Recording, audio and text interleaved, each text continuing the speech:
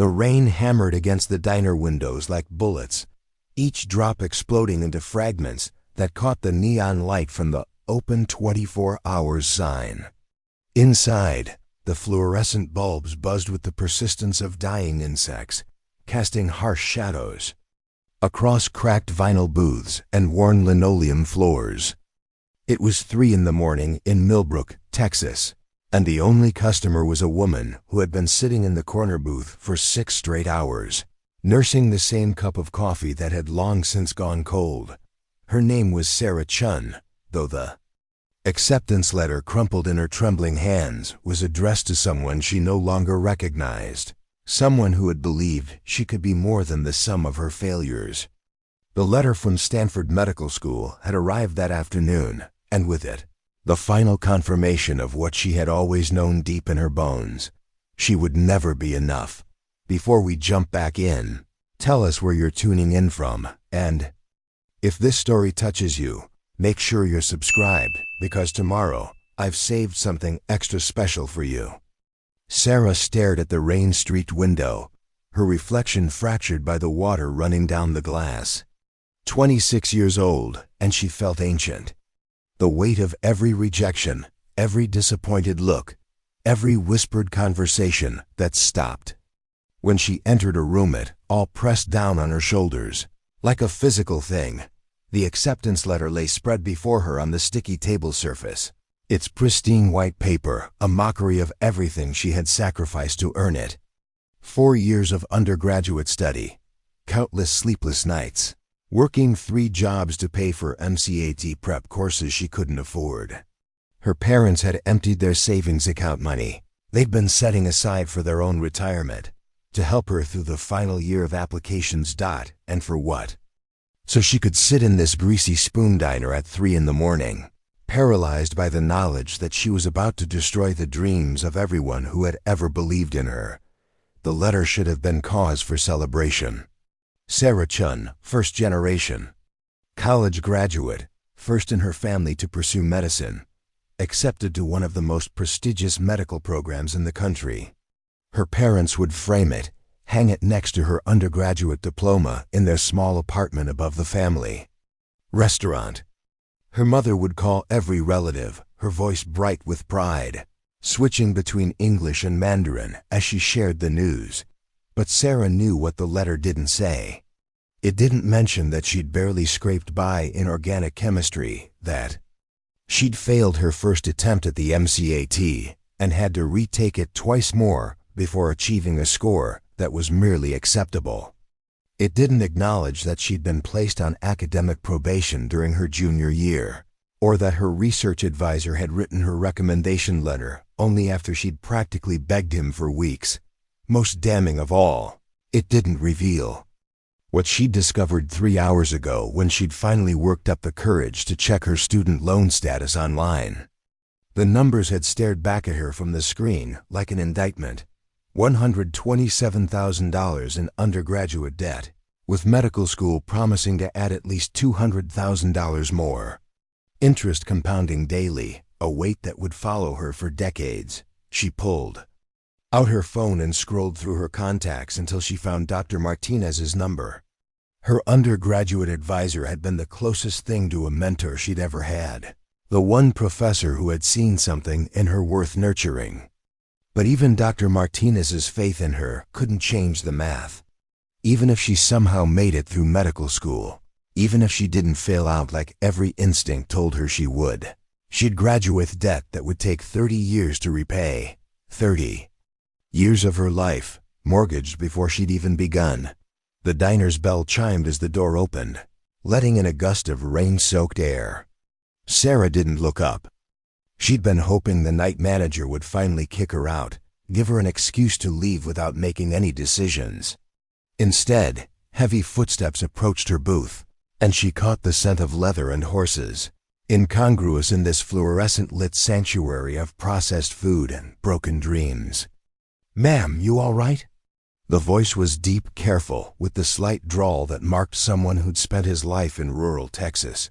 Sarah finally raised her eyes to find a man standing beside her booth, hat in his hands, water dripping from the brim of his coat onto the already stained floor.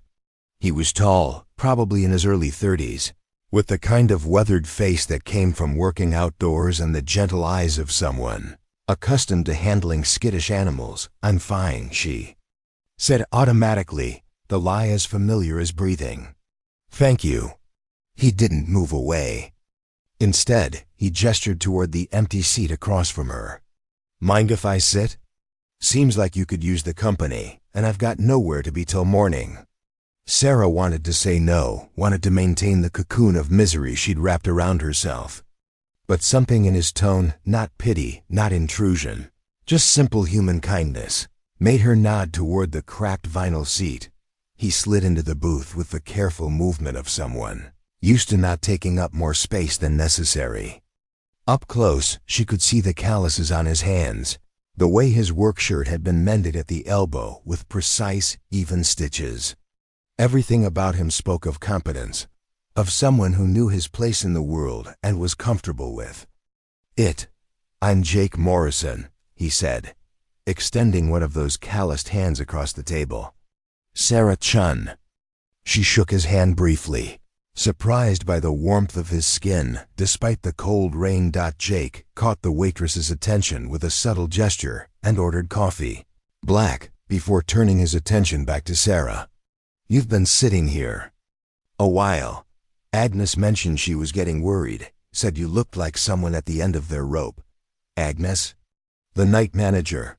She's got a soft spot for strays." His smile was small but genuine, human and otherwise. Sarah glanced toward the counter where a middle-aged woman with steel-gray hair was refilling salt shakers. She hadn't realized anyone had been paying attention to her self-imposed vigil. "I'm not a stray," Sarah said, though the words felt hollow even as she spoke them. "No," Jake agreed, his gaze moving to the acceptance letter spread on the table between them. "Looks like you're someone with opportunities. That's rarer than you might think." Sarah's laugh was bitter. "Opportunities I can't take. Opportunities. That'll destroy my family trying to pay for them." She gestured at the letter. "You know what this is? This is a bill for $250,000, disguised as a dream." Jake was quiet for a moment, studying her face in the harsh fluorescent light. When Agnes brought his coffee, he thanked her with the easy courtesy of someone who knew how to treat service workers with respect. "You mind me asking what it's for?" he said after taking a sip. "Medical school, Stanford." She couldn't keep the bitterness out of her voice. 4 years of my life, 4 years of my parents' sacrifices, all so I could get accepted to a program I can't afford to attend. And if you don't go?" Sarah's throat tightened. "If I don't go, I've wasted everything. My parents worked 16-hour days to help me through college. My mother hasn't bought herself new clothes in 3 years. My father drives a car with 200,000 miles on it because every spare dollar went toward my education." She stared down at her hands, noting how soft they were compared to his. "If I don't become a doctor, what was it all for?"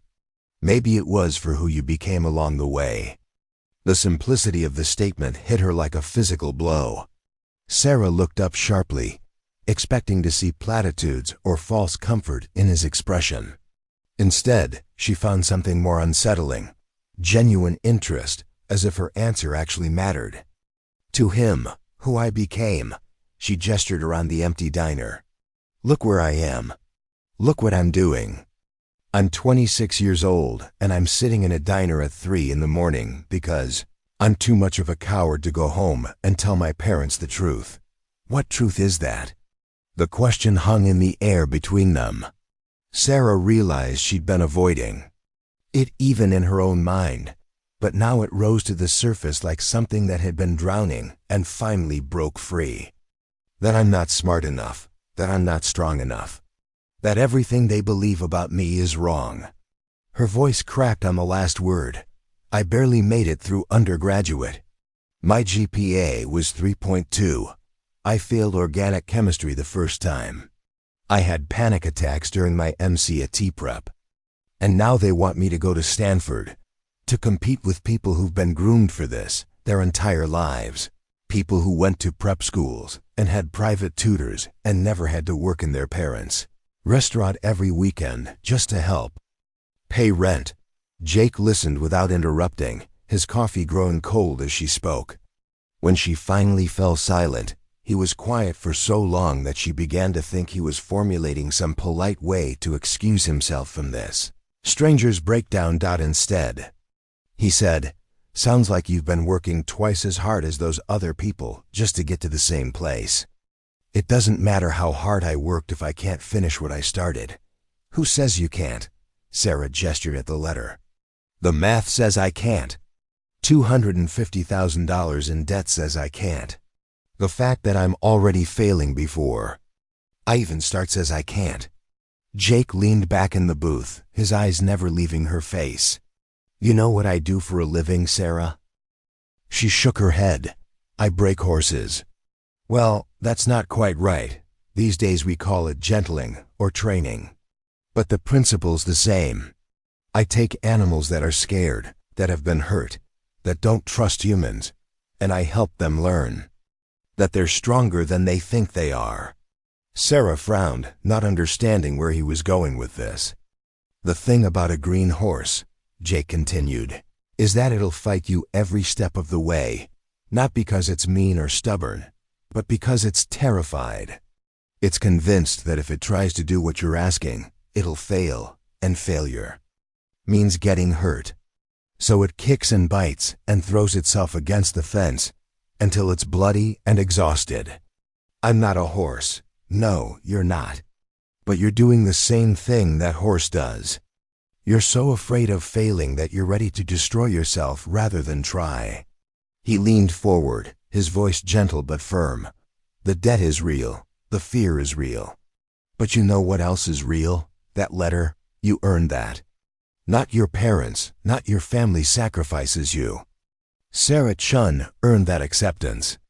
Tears started in her eyes, hot and unexpected. "You don't understand. I'll never be enough. I'll never be as smart as the other students, never as prepared, never as confident. I'll spend 4 years feeling like a fraud, and even if I somehow graduate, I'll spend the rest of my life paying for a degree that I barely earned." Jake was quiet for a long moment, studying her face in the harsh light. When he spoke, his voice was so soft she had to lean forward to hear him. "Then maybe the question isn't whether you're enough. Maybe the question is whether being enough is what matters." Sarah stared at him, confusion replacing some of the despair. "What do you mean?" "I mean maybe the world doesn't need another doctor who's enough. Maybe it needs a doctor who knows what it feels like to be not enough, who understands what it's like to struggle, who won't give up on patients the way you're thinking about giving up on yourself." The words hit something deep inside her chest, a place she'd been trying to protect with layers of certainty about her own inadequacy. "You think I should go," she said. It wasn't quite a question. "I think you should stop trying to be enough and start being who you are." Outside, the rain was beginning to ease, the drops against the window growing lighter, more sporadic. Dawn was still hours away, but something in the quality of the darkness had shifted, as if the night itself was beginning to exhaust its hold on the world. Sarah looked down at the acceptance letter, its corners now soft from handling.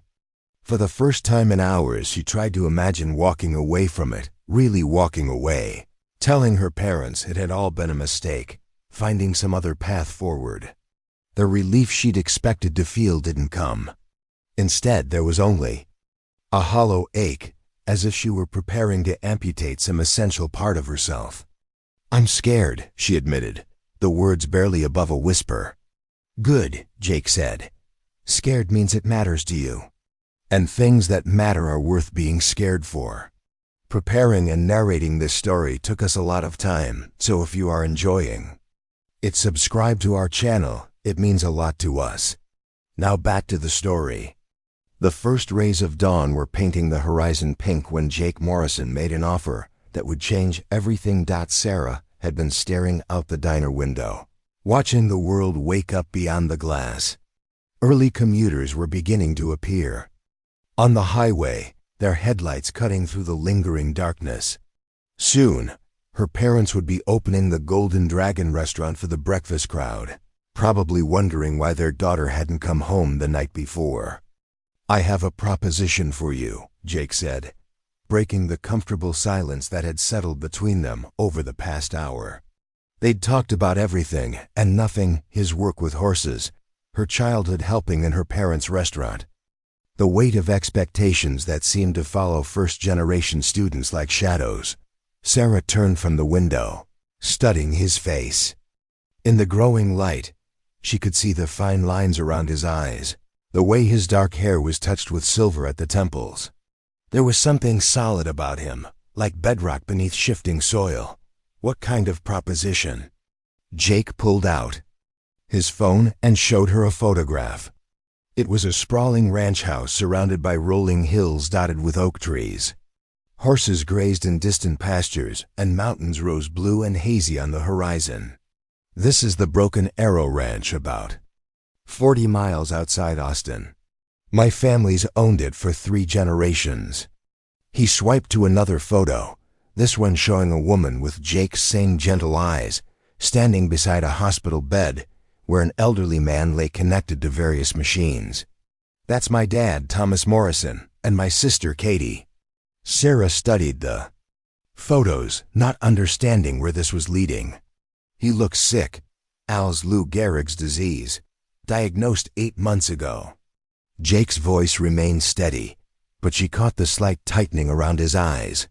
"The doctors say he's got maybe 18 months left, probably less." "I'm sorry," Sarah said, meaning it. She'd seen enough illness working in her parents' restaurant customers who came in regularly until one day they didn't. Families that slowly grew smaller around familiar tables. "He's a stubborn old rancher who spent his whole life taking care of everyone else," Jake continued.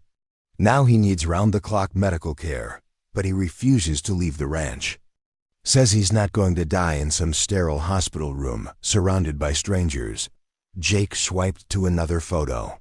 This one showed him working with a magnificent black horse in a round pen. Both man and animal focused completely on each other. "I've been trying to keep the ranch running while helping Katie take care of Dad, but I can't be in 2 places at once, and we can't afford to hire the kind of medical care he needs." Sarah was beginning to understand, but she hardly dared believe what she was thinking. "What are you suggesting?" "I'm suggesting you come work for us. Katie's a registered nurse, but she's burning out trying to handle everything alone. Dad needs someone with medical training who can monitor his condition, help manage his medications, assist with his physical therapy." Jake leaned forward, his eyes intense. "Someone who's planning to be a doctor." The offer hung in the air between them, like something fragile and impossibly valuable. Sarah's first instinct was to say no, to list all the reasons why it wouldn't work, why she wasn't qualified, why it was too risky. "I don't know anything about a LS," she said. "I haven't even started medical school yet, but you will start in the fall. This would be perfect preparation, real-world medical experience with a patient who needs comprehensive care." Jake's voice grew more animated as he spoke. "We've got a guest house on the property that you could live in rent-free. We'd pay you enough to cover your living expenses, maybe even put some aside for school costs." Sarah shook her head. "I couldn't take your money. Not when your family is dealing with something like this. You wouldn't be taking our money. You'd be earning it." Jake's tone was firm but kind. "Sarah, my dad is dying. There's nothing any of us can do to change that.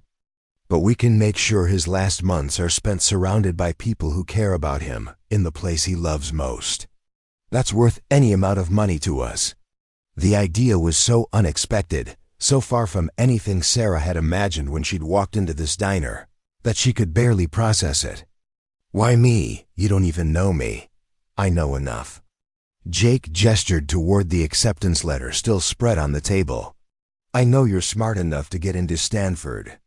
I know you're dedicated enough to work multiple jobs while maintaining good enough grades to get there. I know you care enough about other people to sacrifice your own dreams, rather than burden your family with debt. He paused, taking a sip of his coffee before continuing. And I know that sometimes the best medical care comes from people who understand what it's like to feel powerless, who won't give up on someone just because the situation looks hopeless. Sarah felt tears prick at her eyes again. The offer was generous beyond anything she could have imagined, but it felt too good to be true. What if I mess up? What if I don't know enough to help him? Then you'll learn. Katie will teach you everything you need to know about ALL's care. We've got connections with specialists in Austin who can provide guidance. And you'll be starting medical school in just a few months. Think of it as the most intensive pre-med experience anyone could ask for. The practical part of Sarah's mind began calculating possibilities. Room and board covered, plus a salary that could help her save for medical school expenses. Real patient care experience that would look incredible on residency applications. The chance to learn from a practicing nurse while working with actual medical professionals. But more than that, there was something about the way Jake talked about his father, the quiet devotion in his voice that resonated with her. She thought about her own parents, how they'd sacrifice anything for her success, and imagined how Jake must feel watching his father decline. "Tell me about him," she said. "Your father." Jake's expression softened. "Tom Morrison is the toughest man I've ever known. He built this ranch from nothing, raised cattle and horses through droughts and floods and market crashes that would have broken lesser men. But he's also the gentlest person you'll ever meet. He taught me how to work with horses by showing me how to listen to what they needed, not just what I wanted them to do." He pulled up another photo, this one showing the elderly man sitting on a porch swing with a small girl on his lap, both of them grinning at the camera. "That's him with Katie's daughter, Emma, 6 years old and already convinced she's going to be a veterinarian like her Uncle Jake." Jake's smile was warm but tinged with sadness. "Dad's been teaching her to ride, telling her stories about every horse on the ranch. She doesn't really understand what's happening to him, just knows that Grandpa needs help walking now." The image hit Sarah hard, this family facing such loss while trying to maintain normal life for a small child. It reminded her of her own childhood, watching her parents work impossible hours to provide stability in an uncertain world. "The disease is progressing faster than the doctors predicted," Jake continued. "He's already lost most of the use of his hands. His speech is getting harder to understand. But his mind is still sharp, and he's determined to see Emma start first grade in the fall." His voice caught slightly. "We just want to make sure he's comfortable, that he knows he's loved, that he doesn't have to be afraid." Sarah thought about all the time she'd felt afraid taking the MCAT, waiting for acceptance letters, sitting in this diner contemplating the ruins of her dreams. But Tom Morrison was facing something infinitely more frightening with a parent. "Grace and dignity. What would you need me to do specifically?" "Katie would train you on all the medical aspects, medication schedules, physical therapy routines, monitoring his breathing and swallowing function. You'd help with daily care activities, assist with meals, maybe help him with correspondence, and ranch business when he's feeling up to it." Jake paused, his expression growing more serious. "But honestly, one of the most important things you could do is just be there. Talk to him. Listen to his stories. Let him teach you things." "Teach me what?" "How to find strength when everything seems impossible. How to face uncertainty with dignity. How to love people enough to let them help you." Jake's eyes met hers across the table. "Things they don't teach in medical school, but that every good doctor needs to know." Sarah realized that her decision had already been made somewhere in the space between Jake's first question and this moment. The fear was still there. Fear of inadequacy, of making mistakes, of taking on responsibility she wasn't prepared for. But underneath the fear was something else, a recognition that this was exactly what she needed, even if she couldn't have articulated why. When would you need me to start? Jake's relief was visible. As soon as possible. Katie's been handling everything alone for weeks, and she's exhausted. Even just having someone else there to help with the daily routine would make a huge difference. And medical school starts in August? We'd make sure you could leave with plenty of time to get settled in California. This isn't about trapping you, Sarah. It's about giving you a chance to discover what kind of doctor you want to be. Sarah looked down at the acceptance letter one more time. In the growing daylight, it no longer looked like an impossible burden.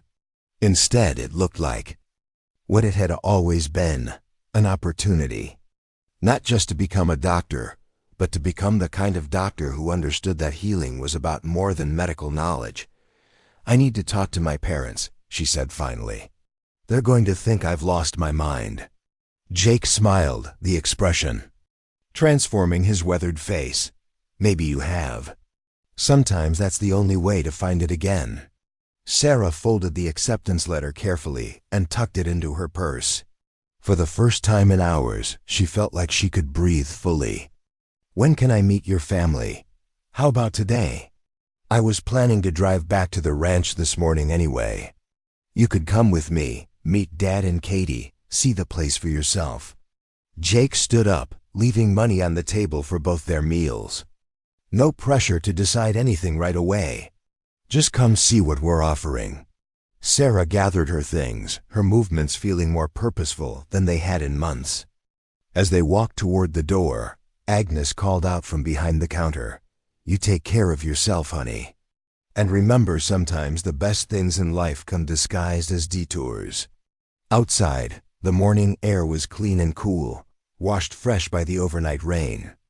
Jake's truck was an old Ford, well-maintained but showing its age, with a horse trailer hitched behind it. As Sarah climbed into the passenger seat, she caught the scent of leather and hay that seemed to follow him everywhere. "One more thing," Jake said as he started the engine. "My dad's going to try to convince you that you're too good for this job, that you should focus on your studies instead of wasting time on a dying old rancher. Don't let him." Why would he do that? Jake pulled out of the parking lot and onto the highway leading west toward Austin. Because he spent his whole life putting other people first. Even now, especially now, he'll try to protect you from what he sees as his burden. Sarah watched the landscape roll by green fields dotted with cattle, farmhouses set back from the road, the occasional oil derrick breaking the horizon. It was a different world from the suburban sprawl where she'd grown up, slower and more deliberate. What should I tell him? Tell him the truth, that you need this as much as we do. That sometimes the best way to help someone is to let them help you. Jake glanced over at her, his expression serious. Tell him that becoming a good doctor isn't just about learning medical procedures. It's about learning how to be present with people when they're facing the hardest moments of their lives. As they drove deeper into the Texas Hill Country, Sarah felt something shifting inside her chest. The crushing weight of inadequacy that had driven her to that diner was still there, but it no longer felt like a verdict. Instead, it felt like the raw material from which something stronger could be built. She pulled out her phone and scrolled to her parents' number. They would be worried about her by now, probably calling her friends and trying to figure out where she'd spent the night. She owed them an explanation, and more than that, she owed them the truth about the decision she was about to make. But first, she needed to see this ranch, meet this family, understand exactly what she was being asked to do. As Jake's truck carried her toward an uncertain future, Sarah Chun allowed herself to hope that maybe, just maybe, being not enough was exactly enough for the work ahead. The Broken Arrow Ranch appeared like something from a postcard as Jake's truck crested the final hill. Rolling pastures stretched in every direction, dotted with grazing horses and bordered by weathered oak trees that had probably stood for centuries. The main house was a sprawling single-story structure with a wraparound porch and a metal roof that gleamed silver in the morning sun. Sarah pressed her face to the passenger window, taking in details, The neat vegetable garden beside the house, children's toys scattered on the porch, a barn that looked like it had been recently painted. Everything spoke of a place that was actively loved and maintained, despite the family's current struggles. "It's beautiful," she said, and meant it. "Dad always said the land chose us, not the other way around," Jake replied, pulling up beside a practical white sedan. "Katie's car. She's probably getting Emma ready for school." As they climbed out of the truck, the front door opened and a woman emerged who was unmistakably Jake's sister. She had the same dark hair and gentle eyes, though hers were shadowed with exhaustion. Behind her, a small girl with pigtails peeked around her mother's legs, studying Sarah with frank curiosity. "You must be Sarah," Katie said, walking over with her hand extended. Her grip was firm, the hands of someone accustomed to medical work. Jake called from the road. "I have to admit, I wasn't sure you'd actually come." "I wasn't sure either," Sarah admitted, glancing at Jake. "Your brother can be very persuasive." Katie's laugh had a tired edge. "That's one word for it. Come on, let's get you some real breakfast. Emma, say hello to Miss Sarah." The little girl stepped forward with the careful politeness of a child who'd been coached on manners. "Hello, Miss Sarah. Uncle Jake says you're going to help take care of Grandpa." "I hope so," Sarah said, crouching down to Emma's eye level. "What do you think about that?" Emma considered this with the seriousness that only 6-year-olds could bring to important questions. "Grandpa needs lots of help now. Mama gets really tired." "Are you a doctor?" "Not yet. I'm learning to be one." "That's okay," Emma said solemnly. "Grandpa likes to teach people things. He taught me how to braid horse manes and how to whistle really loud." She demonstrated with a piercing whistle that made Jake wince. "Emma, inside voice," Katie said gently. "Grandpa's still sleeping." The interior of the house was warm and lived in, with family photographs covering the mantelpiece and the comfortable chaos that came with a small child in residence. Medical equipment was discreetly positioned around the main living area, an oxygen concentrator humming quietly in the corner, a hospital bed that had been set up near the large windows overlooking the pasture. "Coffee?" Katie asked, already moving toward the kitchen. "You look like you've had a long night." Sarah accepted gratefully, settling at the kitchen table while Jake helped Emma gather her school supplies. Through the window, she could see horses moving lazily through the morning pasture, their coats gleaming in the sunlight. "Jake told me about your father's condition," Sarah said carefully. "I should be honest, I don't have any real medical experience. Beyond basic MT training I took as an undergraduate." Katie paused in her coffee preparation, studying Sarah's face. "Can I ask you something? Why are you here, really?" Sarah had been dreading this question, but Katie's direct approach was somehow easier than she'd expected. "Because I'm scared of starting medical school, and your brother convinced me that being scared of the right things might be better than being scared of the wrong ones. And you think taking care of a dying man is the right thing to be scared." "Oh, I think learning how to help someone face something impossible might teach me something about facing my own impossible things." Katie's expression softened. She finished preparing the coffee and sat down across from Sarah. "Dad was diagnosed 8 months ago. The progression has been faster than anyone predicted. He's lost most of the use of his hands. His speech is becoming more difficult to understand, and he's starting to have trouble swallowing." She spoke with the clinical precision of a medical professional, but Sarah could hear the emotion underneath. "The doctors say he has maybe 6 months left, probably less. That must be incredibly difficult for all of you." "It is. But what's harder is watching him try to protect us from his own dying. He apologizes for needing help getting dressed. He tries to hide when he's having trouble breathing. He's convinced that he's nothing but a burden." Katie's voice cracked slightly. "I keep telling him that caring for him isn't a burden, it's a privilege. But he doesn't believe me." Sarah thought about her own tendency to see herself as not enough, to apologize for taking up space. Maybe he needs to hear it from someone who isn't family, someone who chose to be here. Maybe he does. Katie studied Sarah's face. Jake told me about your situation.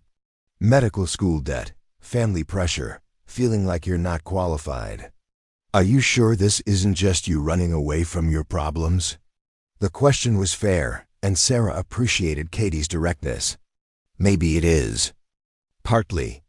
But running towards something that scares you for the right reasons feels different than running away from something that scares you for the wrong reasons. A door opened down the hallway, and they heard the sound of careful footsteps. Katie immediately stood up, but Jake appeared with his arm supporting a tall, thin man who moved with deliberate slowness. Tom Morrison had probably been powerfully built once, but Al's had stolen much of his physical presence.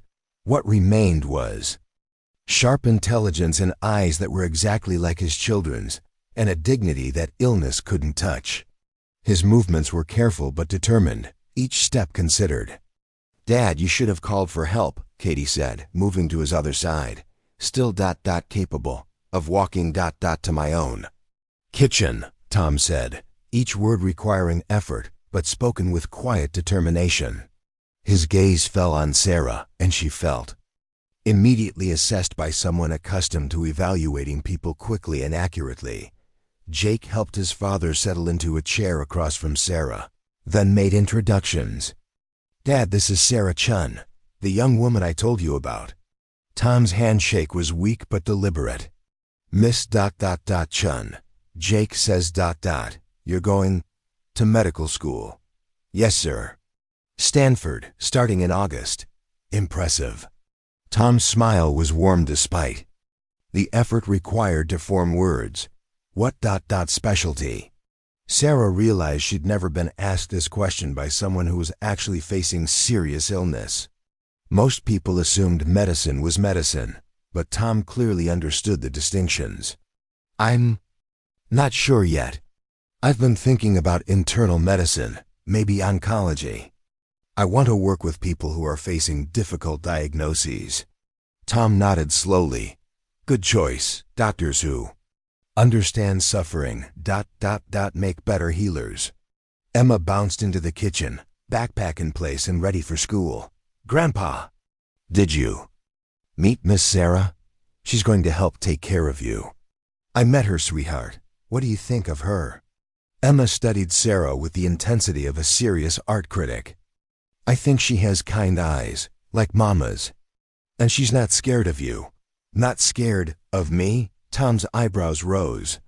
"Some people get scared when they see you now, because of how you have to talk slow and use the walker sometimes. But Miss Sarah doesn't look scared." Sarah felt her throat tighten at the child's observation. "Your grandfather doesn't look scary to me, Emma. He looks like someone who has stories to tell." Tom's eyes crinkled with genuine amusement. "Many stories indeed. Perhaps too many." Katie glanced at the clock. "Bus comes in 10 minutes. Go brush your teeth." As Emma scampered off, Tom turned his attention back to Sarah. "Jake tells me you're concerned about medical school costs." "Dad," Jake said gently, "we talked about this. We did.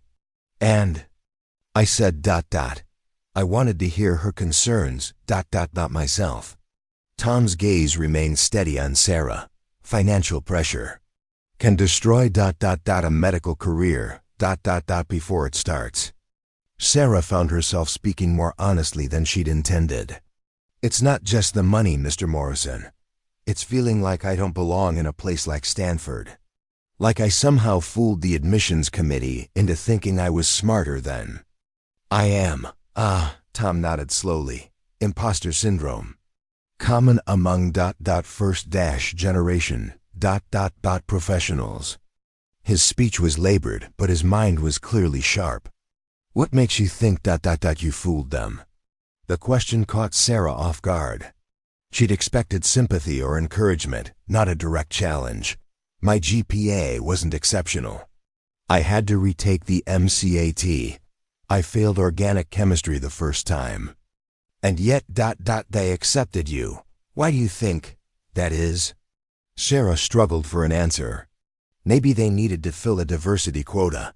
Maybe they felt sorry for my background.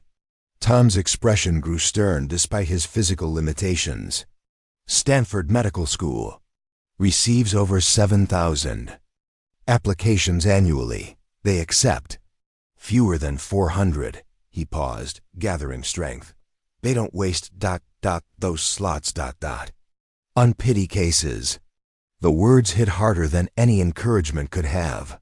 Sarah had been so focused on her deficiencies that she'd never considered what her acceptance actually meant in the context of those numbers. You earned your place there, Tom continued. The question is whether you'll claim it, or let fear steal it from you.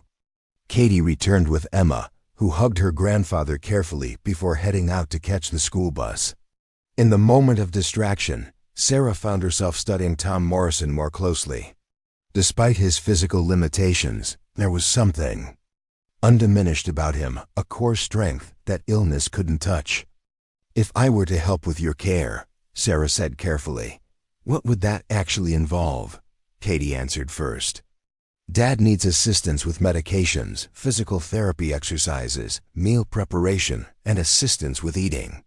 His swallowing is becoming more difficult, so meals have to be carefully planned. He's still mobile but needs help with balance and coordination. More importantly, Tom added, his voice growing stronger as he became more animated, I need someone who won't treat me like a victim, someone who sees the person, not just the disease. What do you mean?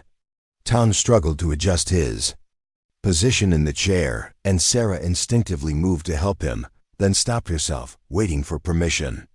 He nodded gratefully, and she helped him settle more comfortably. People look at me now and see only ls. They speak louder as if I'm deaf. They talk about me instead of to me. His eyes met hers directly. They forget my mind is unchanged, that I still have things to contribute. Sarah understood immediately. She'd seen the same thing happen to elderly customers at her parents' restaurant, family members ordering for them, speaking over them, treating them like children. What would you want to contribute? She asked. Tom's smile was the first genuinely happy expression she'd seen from him. I've been managing this ranch for 40 years. I know every horse, every pasture, every inch of fence line. Jake is excellent with the animals, but he doesn't know the business side. Dad's been trying to train me, Jake interjected, but there's so much information, and he gets frustrated when he can't communicate complex ideas quickly. I also have 30 years of veterinary knowledge. Worked alongside the county vet on difficult cases. Always wanted to pass that on, but never found the right student. Sarah began to see the shape of what Tom was offering. Not just a job caring for a sick man, but an apprenticeship with someone who had decades of practical knowledge to share. You'd be willing to teach me, Miss Chun? I would be honored to teach you about animal care, ranch management, and about facing the hardest parts of life with dignity. Katie looked between her father and Sarah with an expression of growing hope. Sarah, would you like to see the guest house? Get a sense of what living here would actually be like.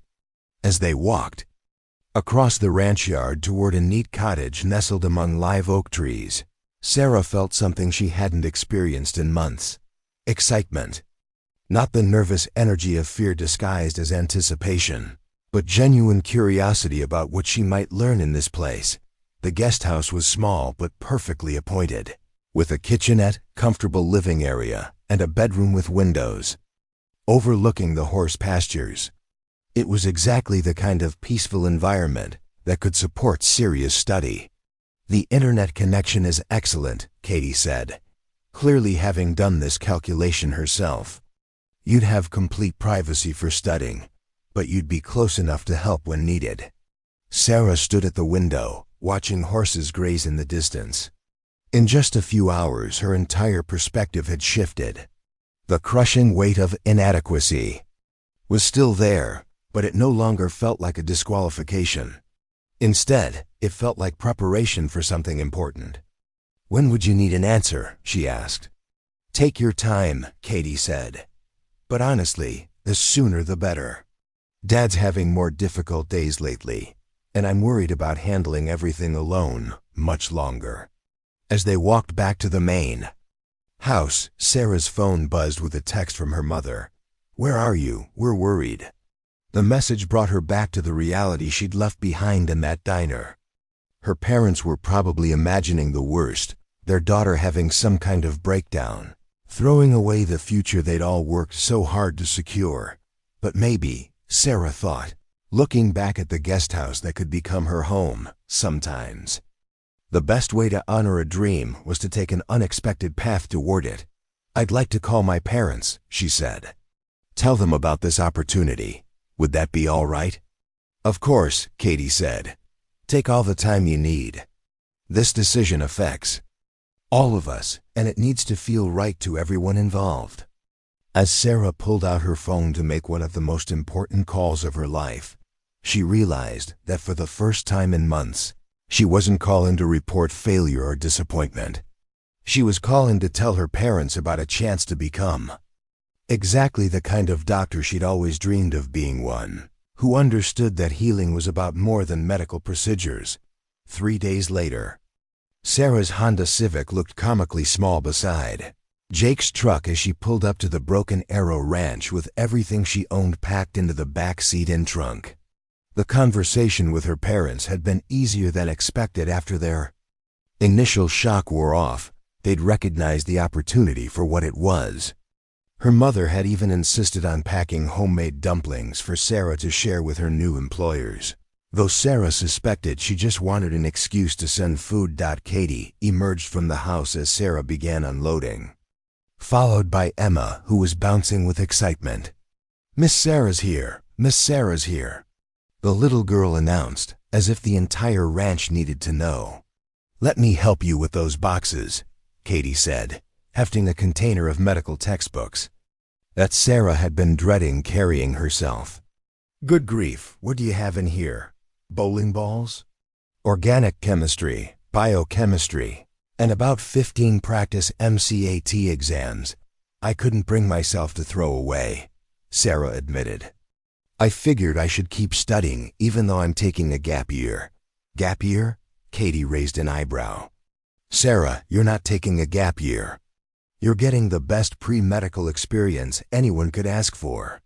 By the time you start at Stanford, you'll have more real patient care hours than most residents." The guest house looked even more inviting than Sarah remembered. Katie had stocked the refrigerator with basics and left a welcome basket on the kitchen counter filled with homemade cookies, local honey, and a bottle of wine, for when you need to decompress after particularly challenging days. "Dad's having a good morning," Katie said as they finished bringing in Sarah's belongings. "He's excited to start working with you, but I should warn you, he can be intense when he's teaching. He doesn't believe in easing people into things."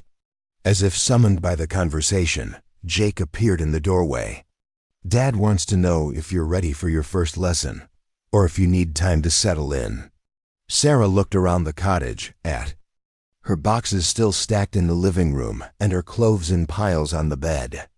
The practical part of her wanted to organize everything first, create order before diving into unfamiliar territory. But something about Tom Morrison's eagerness made her smile. "I'm ready now," she said. "The unpacking can wait." They found Tom in the barn, sitting in a modified chair that provided back support while allowing him to observe Jake working with a young horse in the central aisle. The animal was clearly nervous, its ears flicking back and forth as Jake approached with a halter. "Sarah," Tom called, his voice stronger in the open air of the barn. "Come. Sit beside me." First lesson in reading animal behavior. Sarah settled into a folding chair beside him, watching as Jake moved with deliberate slowness toward the horse. The animal tensed, then relaxed slightly as Jake stopped just outside its comfort zone. "What do you see?" Tom asked. "A scared horse and a patient man," Sarah replied. "Look closer. What specifically tells you?" "The horse is frightened." Sarah studied the scene more carefully. "His ears are back and he's shifting his weight like he's ready to move away quickly." "Good. What else?" "His head is raised and his nostrils are flared. He's breathing faster than the other horses in their stalls." "Excellent observation. Now watch Jake's body language." "What is he communicating?" Sarah focused on Jake's posture. "He's not looking directly at the horse. His shoulders are relaxed. And he's not moving toward it in a straight line." "Why do you think he's avoiding direct approach?" "Because direct eye contact and straight line movement are probably threatening to a prey animal." Tom's smile was approving. "Precisely. In the wild predators stalk in straight lines. They maintain direct eye contact. Jake is saying, 'I am not hunting you.'" They watched as Jake gradually worked closer to the horse, always at an angle, always giving the animal space to move away. When he finally slipped the halter over the horse's head, the process looked almost effortless. "That took 20 minutes, Tom continued. "But Jake could have forced that halter on in 30 seconds. Why didn't he?" Sarah thought about the parallel to medical care. "Because forcing it would have made the horse more afraid next time." He was building trust, not just accomplishing a task. "Exactly. Now, what does this have to do with medicine?" The connection was becoming clear. Patients who are scared or in pain are like frightened animals. If you approach them wrong, they'll resist treatment even when it's good for them. "More than that," Tom said, his voice gaining strength as he became more animated. "Frightened patients don't tell you the whole truth. They hide symptoms they think will make you angry. They minimize pain because they don't want to be trouble." Sarah felt a chill of recognition. She'd done exactly that during her college health center visits, downplaying anxiety symptoms because she didn't want to seem weak or needy. Jake approached with the now calm horse walking docilely beside him. "How'd we do, Dad?" Perfect demonstration of patient approach. Sarah is learning that healing requires trust before technique. Over the following days, Sarah began to understand the rhythm of life at the Broken Arrow Ranch. Her mornings started early with Katie, learning the medical routines that kept Tom comfortable and safe. She mastered the complex medication schedule, learned to recognize the subtle signs that indicated good days versus difficult ones, and practiced the physical therapy exercises that helped maintain Tom's mobility. But the real education happened in the afternoons, when Tom insisted on teaching her what he called practical veterinary skills. These sessions took place throughout the ranch, with Tom directing from his wheelchair or modified farm vehicle, while Sarah learned hands-on care under Jake's guidance. "Feel along the horse's leg," Tom instructed as Sarah examined a mare that had been favoring her left front foot. "Start at the hoof. Work your way up. What do you notice?" Sarah ran her hands carefully along the horse's leg, trying to channel everything she'd learned about physical examination in her pre-med courses. "There's some swelling here, just above the fetlock joint, and it feels warmer than the other leg." "Good. Now check the hoof itself. Look for stones, cracks, anything abnormal." Under Jake's supervision, Sarah picked up the horse's hoof and examined it carefully. "There's something dark wedged in the sole. Looks like a small stone." "That's your culprit," Tom said with satisfaction. "Simple problem, but if left untreated, could cause serious infection. Jake will show you." How to remove it safely. As Jake demonstrated the proper technique for extracting the stone and cleaning the hoof, Sarah marveled at how much this felt like real medical diagnosis and treatment. She was identifying problems, developing treatment plans, and providing therapeutic intervention, all skills that would translate directly to human medicine. The principles are identical, Tom confirmed when she mentioned this. Observation, palpation, differential diagnosis, therapeutic intervention. Only difference is the patient can't tell you where it hurts. That makes it harder, doesn't it? Or easier? Depending on your perspective. Animals don't lie about symptoms to please you. They don single quotes minimize pain because they're embarrassed. What you see is what's real. These lessons extended beyond medical care into ranch management, where Tom's decades of experience became a masterclass in business administration.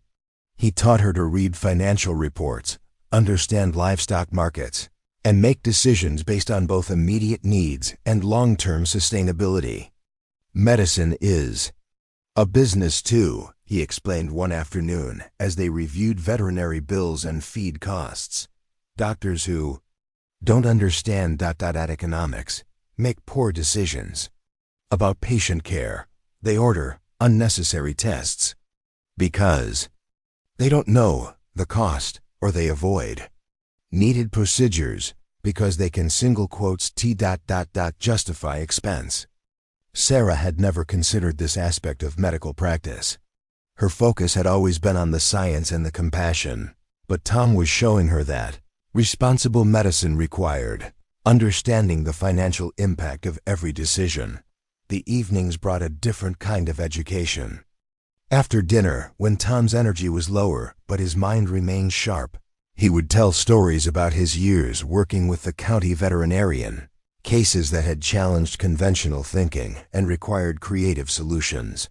Young colt presented with severe lameness, he recounted one night as they sat on the porch watching the sunset. Vet couldn't find anything wrong. X-rays normal. No visible injury. Recommended putting him down. What did you do? Watched him. More carefully. Noticed he only limped when certain people approached. Turned out previous owner had beaten him. Lameness was psychological, not physical. How did you treat that? Patience. Consistency. Proving day after day approach meant help, not harm. Took 8 months, but he recovered completely. Sarah was beginning to understand that Tom's lessons went far beyond veterinary medicine or ranch management.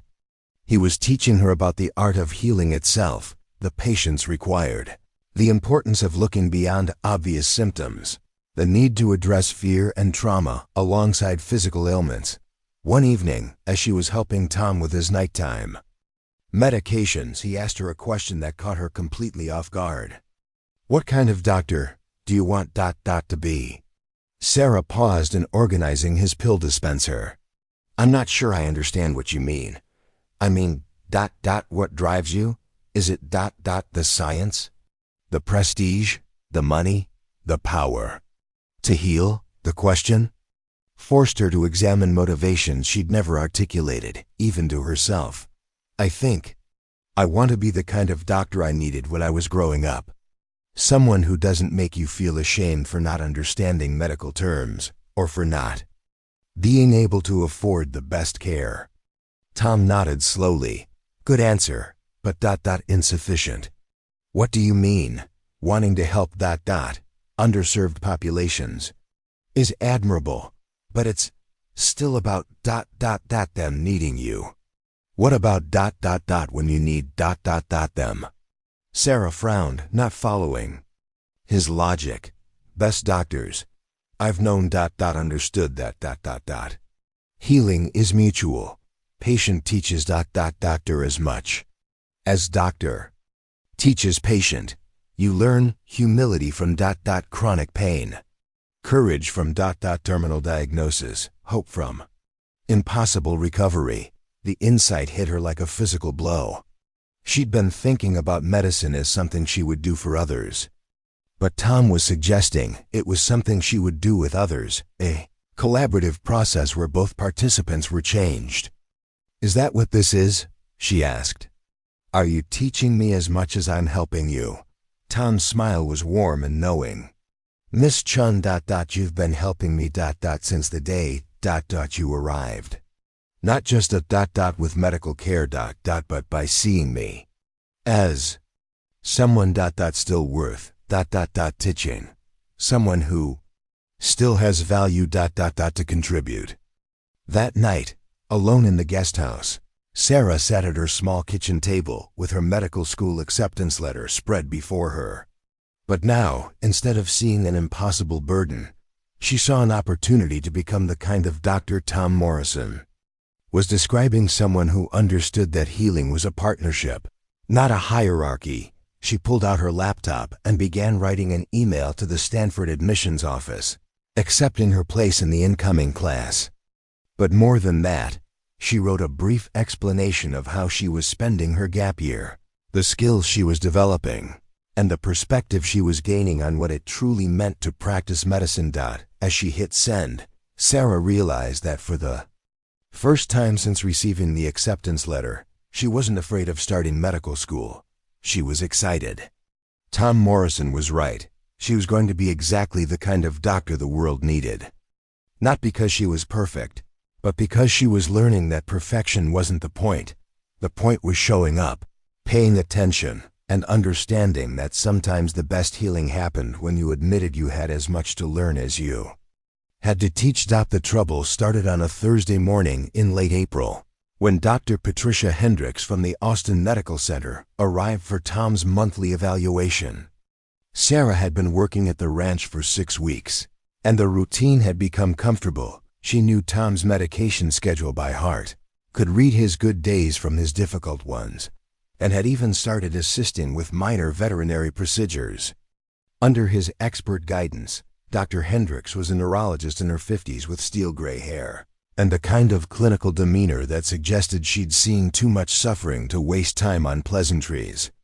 She'd been Tom's doctor since his diagnosis, and Sarah had heard Katie speak of her with respect, if not warmth. "Who is this?" Dr. Hendricks asked bluntly when she found Sarah helping Tom with his morning physical therapy exercises. "This is Sarah Chun," Tom said, his speech clearer than usual, as if he were making an effort for the doctor's benefit. "She's been ... not helping with my care while preparing for medical school."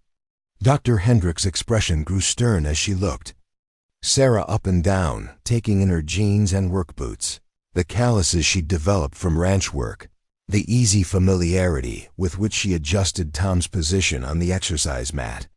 "Miss Chun, I need to speak with Mr. Morrison privately. Would you mind waiting outside?" Sarah glanced at Tom, who nodded slightly. She gathered the therapy equipment and left them alone, but not before catching the disapproving look on Dr. Hendricks' face. 20 minutes later, the doctor emerged from Tom's room with Katie close behind, both women wearing expressions that made Sarah's stomach clench. "Katie, may I speak with you in private?" Dr. Hendricks said, her tone suggesting it wasn't really a request. Sarah watched from the kitchen window as Katie and the doctor walked toward Katie's car, their conversation animated but too distant to overhear. When Katie returned 30 minutes later, her face was flushed with anger. "What happened?" Sarah asked. Katie poured herself a cup of coffee with shaking hands. "Dr. Hendricks thinks we're being irresponsible. She says Dad needs proper medical supervision, not some college student playing nurse." "Playing nurse?" Sarah felt heat rise in her cheeks. "She's concerned that you might miss important symptoms, that you're not qualified to make medical assessments, that we're putting Dad at risk by relying on someone without formal training." Katie's voice was tight with frustration.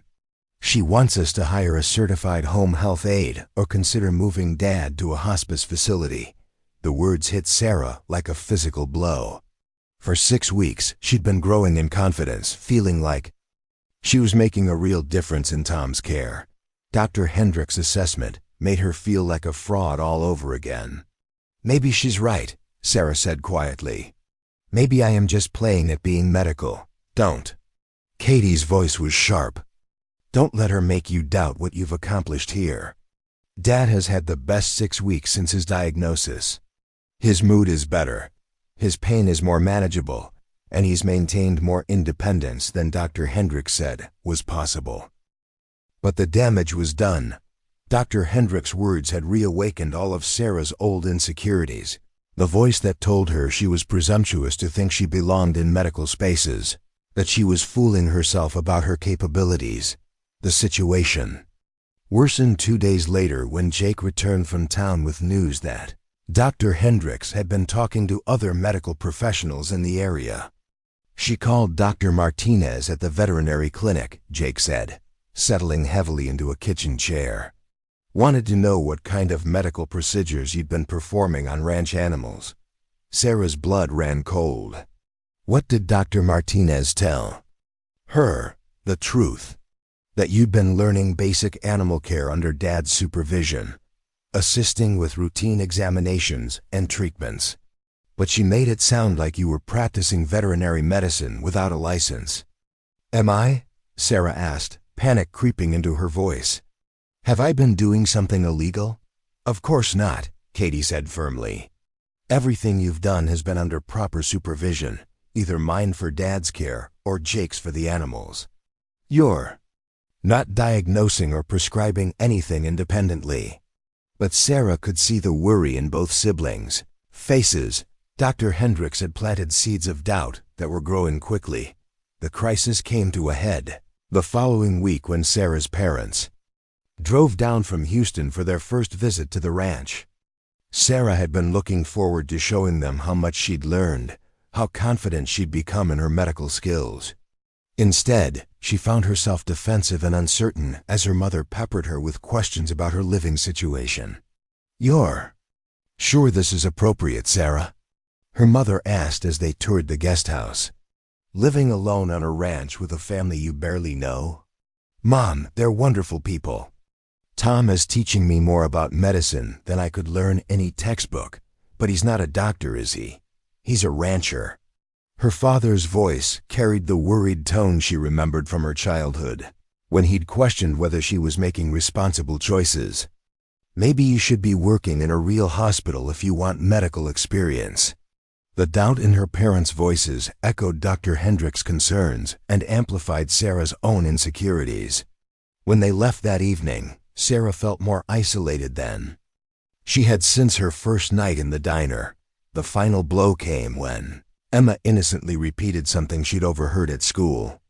"Miss Sarah," the little girl said as Sarah helped her with homework, "why did Bobby's mom say you're not a real nurse?" Sarah's pencil stilled on the worksheet they'd been reviewing.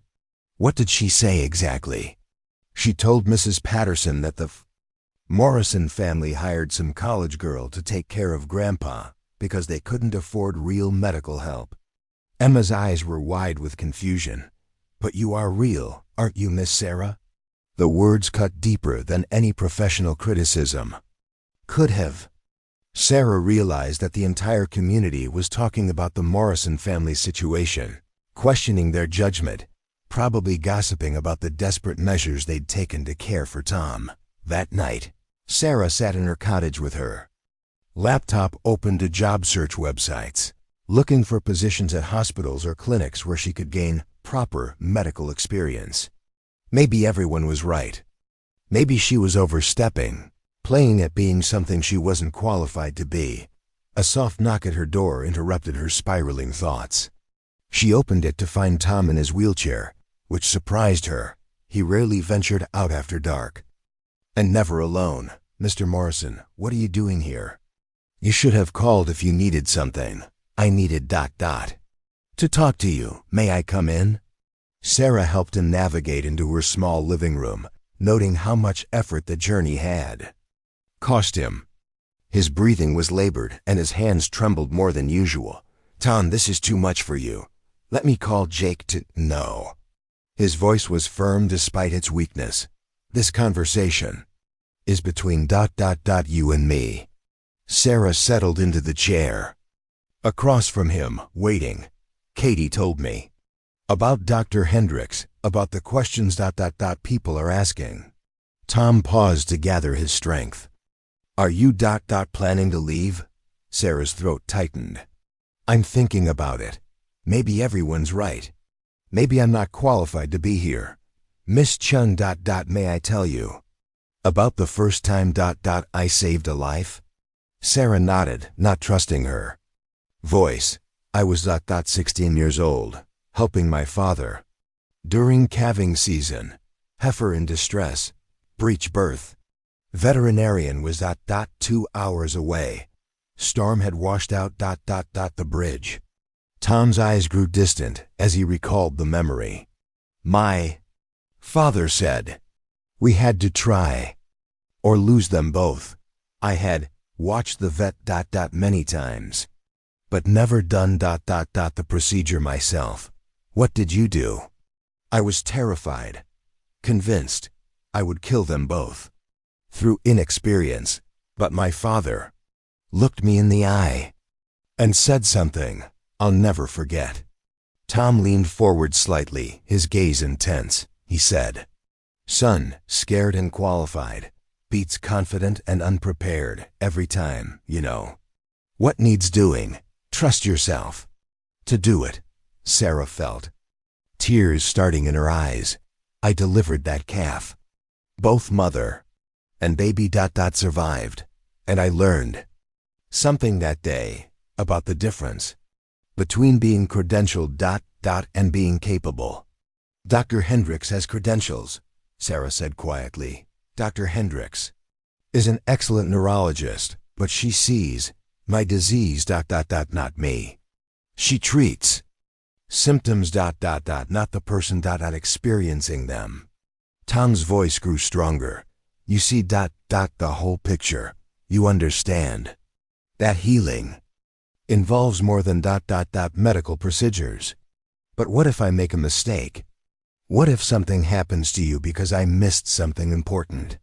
Tom was quiet for a long moment, and Sarah could hear the night sounds of the ranch through her window's horses moving in the pasture, the distant call of an owl.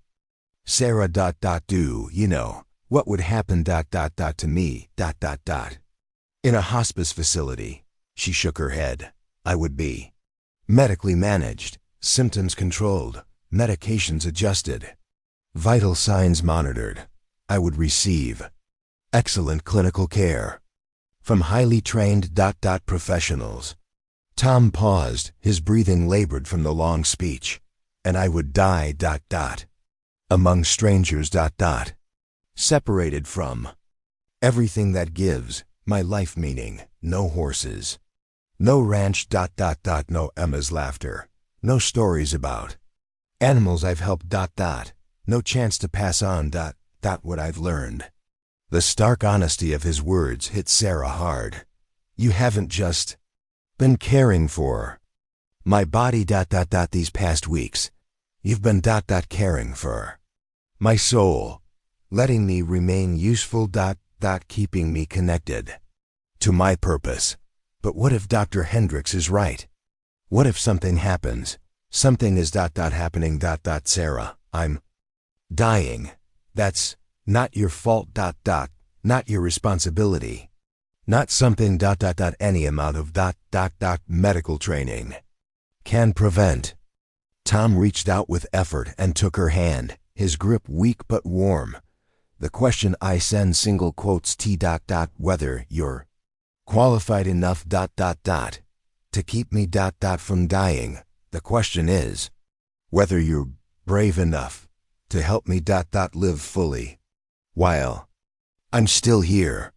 Sarah looked into his eyes and saw not a patient, not a victim of disease, but a man who had chosen her to help him face the most difficult journey of his life. Not because she was the most qualified, but because she was the most willing to see him as completely human. I don't want to let you down, she whispered. You won't. You can't. Because what we're doing here isn't about medical perfection. It's about showing up with compassion and doing our best with what we know. Tom smiled, the expression transforming his weathered face. Besides in a few months you'll be at Stanford, learning from the best doctors in the world. But first, let me finish teaching you what it means to be the kind of doctor who heals more than bodies. That night, after helping Tom back to the main house and ensuring he was settled comfortably, Sarah closed her laptop without applying for a single hospital job. Instead, she pulled out her medical school preparation books and began studying with renewed purpose. Dr. Hendricks could question her credentials. The community could gossip about her qualifications. Her own doubts could whisper that she wasn't enough. But Tom Morrison had chosen her, and she was beginning to understand that sometimes being chosen was more important than being certified. Sometimes the most healing thing you could offer someone wasn't perfect medical knowledge, but perfect attention to their humanity. She would stay, she would learn, and she would prove that being not enough in the eyes of some people was exactly enough for the people who truly mattered. The call came at 3:47 a.m. on a humid Tuesday in early June. Sarah jerked awake to her phone buzzing insistently on the nightstand, her heart immediately racing with the kind of panic that comes from knowing emergency calls at this hour rarely bring good news. Sarah? Katie's voice was tight with controlled fear. Dad's having trouble breathing. I need you here now. Sarah was out of bed and pulling on clothes before Katie finished speaking. The guest house was only 50 yards from the main house, but it felt like miles as she ran across the dew-soaked grass, her mind cycling through everything Tom had taught her about respiratory distress in ALE patients. She found Katie in Tom's room, supporting him in an upright position while he struggled for each breath. His lips had a bluish tinge that made Sarah's stomach drop, and the sound of his labored breathing filled the room like a desperate whisper. How long has he been like this? Sarah asked, immediately moving to check his pulse while Katie adjusted the pillows behind him. I found him about 10 minutes ago. He was trying to call for help but couldn't speak loud enough. Katie's professional composure was cracking. His oxygen saturation is dropping despite the supplemental flow. Sarah's training kicked in automatically. She checked Tom's positioning, ensuring his airway was as clear as possible, then examined his chest for signs of fluid buildup or other complications. His pulse was rapid but regular, and while his breathing was labored, it wasn't the chaotic gasping that would indicate complete respiratory failure. Tom, she said gently, making eye contact with him, I need you to try to relax your shoulders. You're working too hard with the accessory muscles. Let's see if we can find an easier breathing pattern. Tom nodded slightly, his eyes reflecting both fear and trust. Sarah guided him through the breathing techniques they'd practiced during physical therapy, helping him find a rhythm that required less effort. Katie, we need to call Dr. Martinez at the emergency clinic, Sarah said, referring to the physician who provided after-hours care for Al's patients in the area. But first, let's try repositioning him and see if that helps. Working together, they carefully adjusted Tom's position, elevating his head further and supporting his arms in a way that opened his chest cavity. Within minutes, his breathing became slightly less labored, though still far from normal. Better? Sarah asked. Tom managed a weak nod, but Sarah could see the exhaustion in his eyes. Episodes like this took enormous energy from ALS patients, and recovery was always slower than the initial crisis. Katie was already on the phone with Dr. Martinez, describing Tom's symptoms and vital signs. Sarah heard her mention the young woman who's been helping with his care, and saw Katie's face tighten at whatever response came through the phone. Dr. Martinez wants to speak with you, Katie said, holding out the phone with an expression. Sarah Couldn't quite read, Miss Chun. Dr. Martinez's voice was crisp, but not unkind. Katie tells me you've been assisting with Tom's care. Can you describe his current respiratory status? Sarah provided a clear, concise report of Tom's breathing pattern, oxygen saturation levels, and the positioning changes that had provided some relief. She was careful to stick to observable facts rather than interpretations or diagnoses. And his mental status? Dr. Martinez asked. Alert and oriented, responsive to instructions. Some anxiety, which is understandable given the breathing difficulty. Good. Now listen carefully. This sounds like a progression of his bulbar symptoms rather than an acute emergency, but he needs to be monitored closely for the next several hours. Are you comfortable with that level of responsibility? The question hung in the air like a challenge. Sarah was acutely aware that Dr. Martinez was essentially asking if she was qualified to manage a potentially life-threatening situation. Yes. Sir, I'm comfortable with the monitoring protocols, and I know when to call for emergency transport if his condition deteriorates. I'm going to trust your judgment on this, Miss Chen, but I want hourly reports until his breathing stabilizes. And if there's any change for the worse, you call 911 immediately. Understood? Understood. As Sarah handed the phone back to Katie, she realized that Dr. Martinez had just given her more professional responsibility than anyone had before. The weight of it was both terrifying and exhilarating. The next 6 hours tested everything Sarah had learned about patient care, family dynamics, and her own capabilities.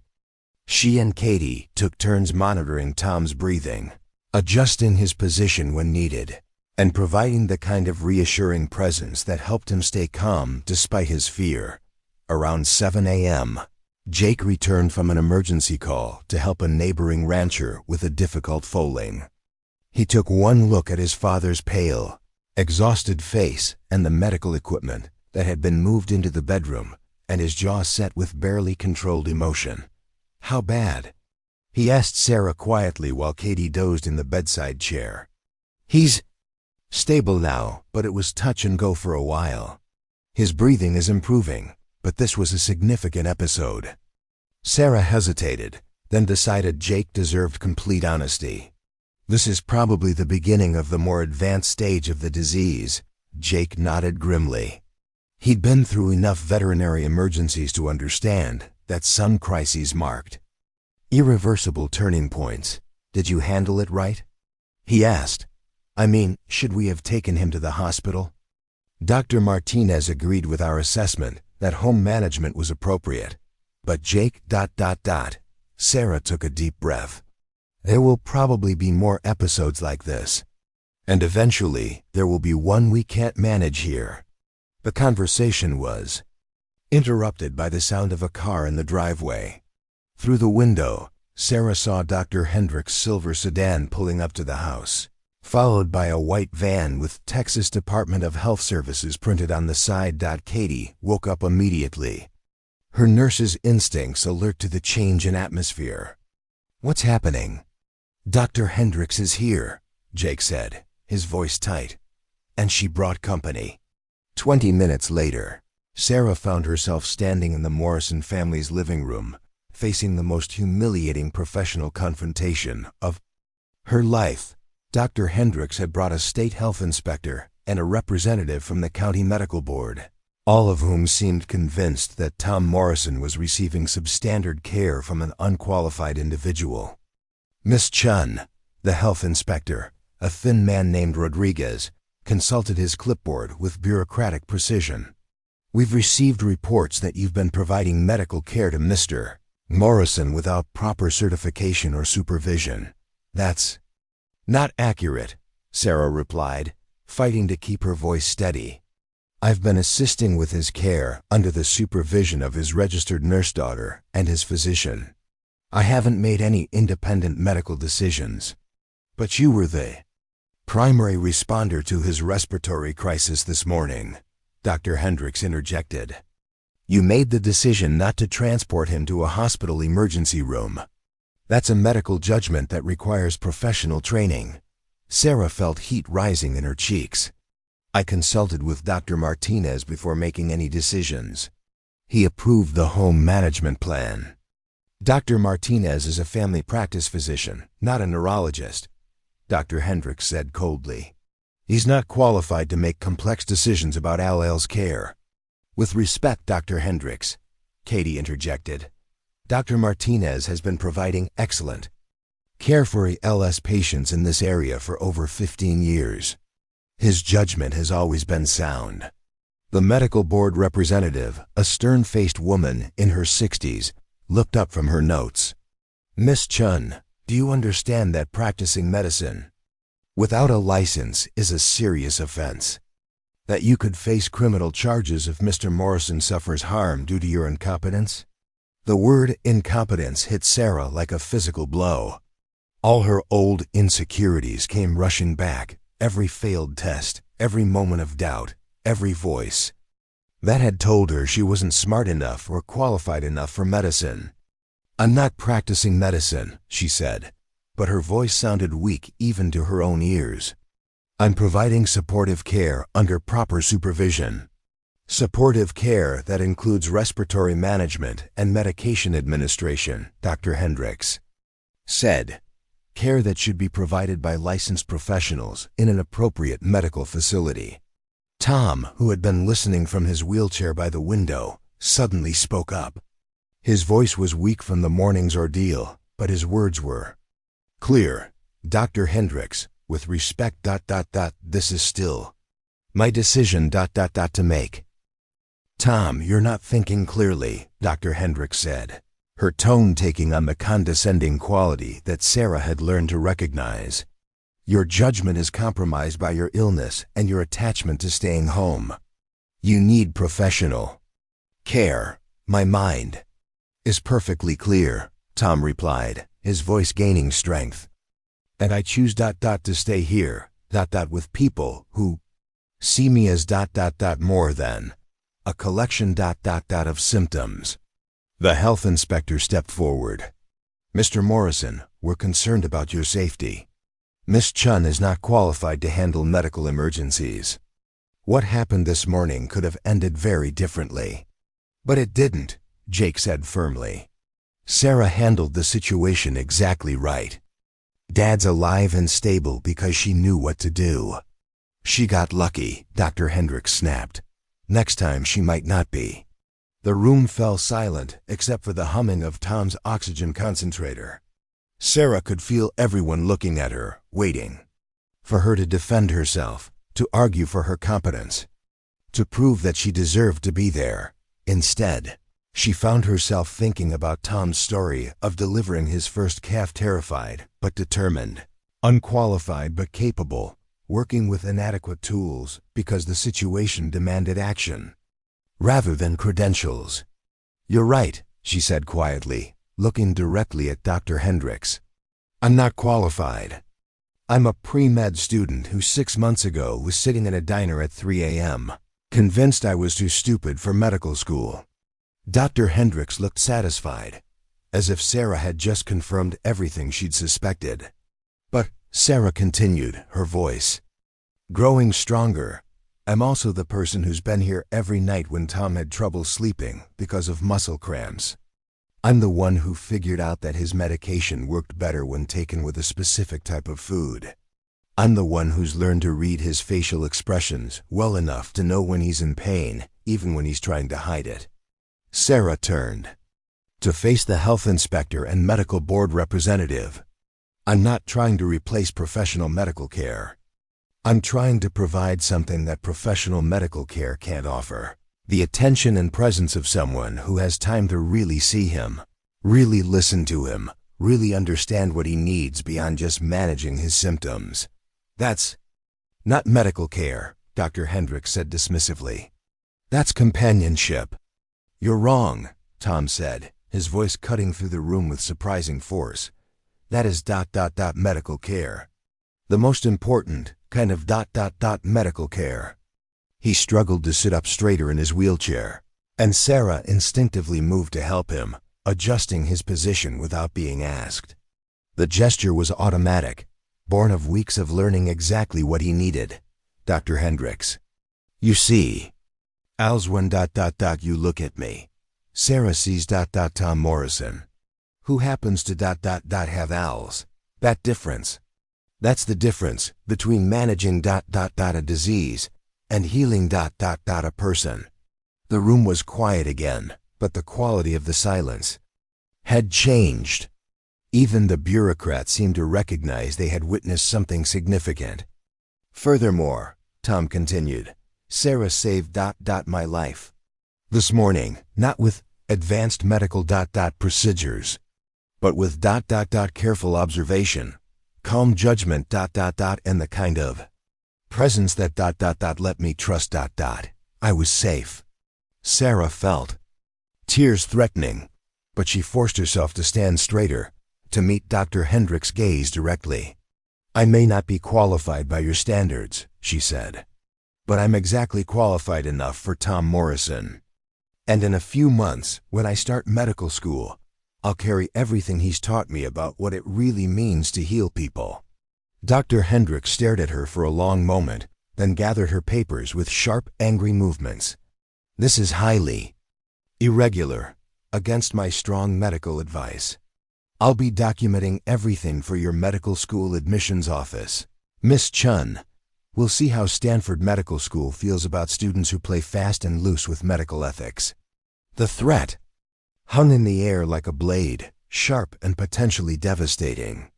Sarah felt her stomach drop as she realized Dr. Hendricks could actually destroy her medical school opportunity with a negative report. But before she could respond, Tom Morrison's voice cut through her fear with absolute clarity. Dr. Hendricks, if you contact ... Stanford Medical School, I will personally write them a letter explaining exactly what kind of Dr. Sarah Chun ... is going to be, and I promise you, they will want her ... more than ever. The confrontation was far from over, but Sarah realized something had fundamentally shifted in the room. She was no longer fighting alone. The week following Dr. Hendricks' visit felt like waiting for a verdict in a trial where Sarah didn't know all the charges. She continued her work with Tom, but every phone call made her heart race. Every unfamiliar car in the driveway sparked anxiety. Would it be Stanford calling to revoke her acceptance? The medical board with formal charges? The health department with cease and desist orders? Meanwhile, Tom seemed energized by the confrontation in a way that surprised everyone. Instead of being weakened by the stress, he appeared more determined than ever to complete Sarah's education before she left for medical school. We have limited time, he told her during their morning session. Need to ... accelerate your ... real-world training. That training took an unexpected turn when Dr. James Patterson, the county veterinarian, arrived at the ranch on Thursday afternoon. Sarah had heard Tom mention Dr. Patterson countless times.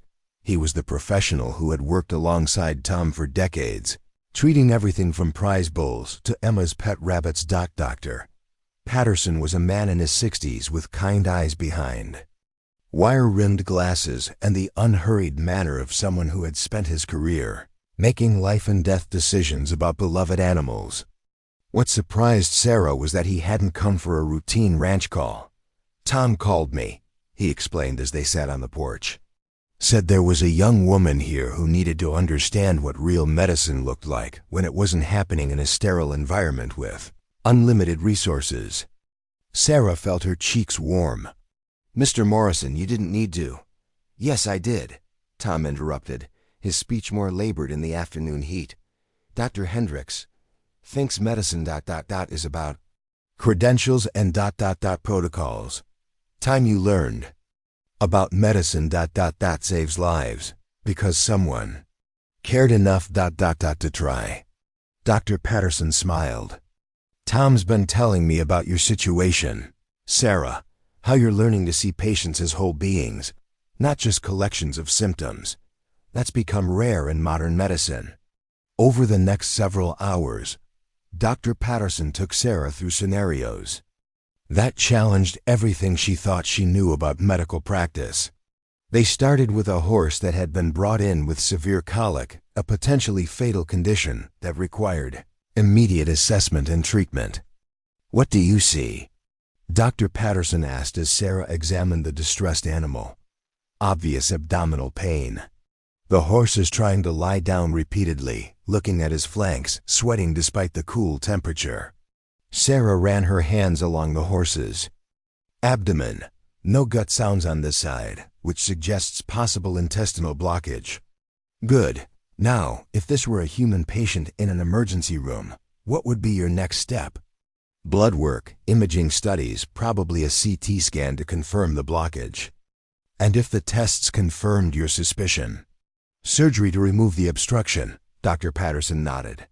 All excellent answers that would work perfectly in a well-equipped hospital. "Now what if I told you this horse needs treatment in the next 30 minutes or he'll die, and the nearest veterinary hospital is 2 hours away?" The scenario forced Sarah to think beyond textbook protocols to immediate, practical solutions. Under Dr. Patterson's guidance, she learned to perform emergency field treatments that prioritize the patient's immediate survival over perfect diagnostic certainty. "Medicine in the real world," Dr. Patterson explained as they worked, "is often about making the best decision you can with incomplete information and limited resources. The doctors who save the most lives aren't necessarily the ones with the most degrees. They're the ones who can think creatively under pressure and aren't afraid to take calculated risks." As the afternoon progressed, more people began arriving. At the ranch, Dr. Martinez drove in around 4 p.m., followed shortly by Agnes from the diner where Sarah and Jake had first met. Then came neighbors Sarah had met only in passing, ranchers and farmers who had worked with Tom over the years, people who had benefited from his knowledge and experience. "What's happening?" Sarah asked Katie as the gathering grew larger. "Tom called them," Katie explained, her voice thick with emotion. "He's been making phone calls all week, asking people to come share their stories about times when unconventional medical care made the difference between life and death." By evening, nearly 30 people had gathered in the Morrison family's living room and spilling onto the porch. Tom, positioned in his wheelchair where everyone could see him, looked more alive than Sarah had seen him in weeks.